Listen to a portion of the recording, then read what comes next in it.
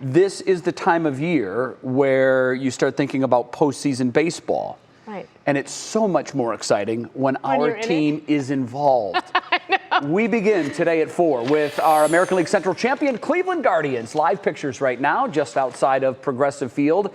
Inside, the Guardians getting ready to play their final regular season game of the season. They're taking on the Kansas City Royals. First pitch, 2 minutes and 30 seconds from right now. But the big news today is we now know who and when the Guardians will play in the playoffs. Here's the way it goes. Tomorrow will be an off day. Then the Guardians will play Game 1 Friday against the Tampa Bay Rays because they are the third wild card team into the playoffs. Saturday, same first pitch. It flies at 12:07.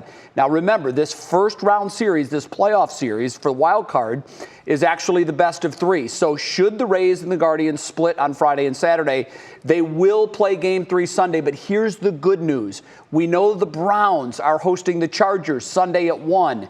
Major League Baseball taking that into account. They will not schedule the Guardians at the same time as the Browns. So the earliest they can play Sunday, 4:07. It's possible they would be a 7:07 start.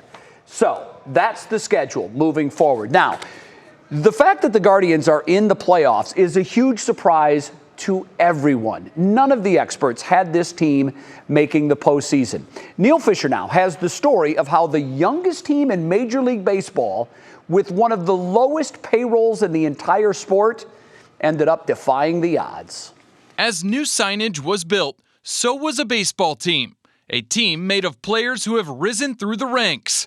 Ranks where culture was built. We know that scouting and player development is really the lifeblood of our organization. The Guardians had 17 players make their Major League debut in 2022, making them the youngest team in Major League Baseball, but maybe one of the most resilient. I think we knew that the character of the group could prove to be really resilient.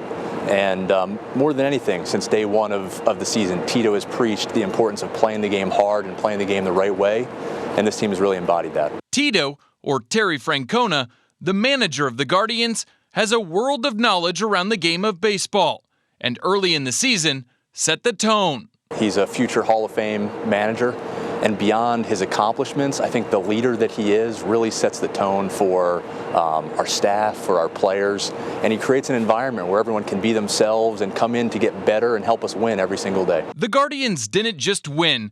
The team eclipsed 90 wins this season, leading them to first place in the AL Central Division. A team built on character has many characters. This team plays a fun brand of baseball. We hope it's a fun brand of baseball, doing the little things the right way. Forman told me earlier today that during spring training, Tito got together with Jose Ramirez, told him, Jose, you're going to have to be a leader on this team, and that's exactly what he's done. He leads the team in home runs, he leads the team in RBIs, and has set a great example for the younger players like Steven Kwan, like Andres Jimenez, and like Tristan McKenzie.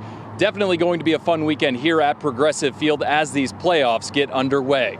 Boy, what a huge sports weekend. You've got the games for sure Friday and Saturday. It's possible on Sunday you could have the Browns-Chargers right here at First Energy, and then first pitch of Game 3, if needed, would be right after that. So, Neil, the big question at this point is playoff tickets. I'd spoken to someone with the Guardians yesterday.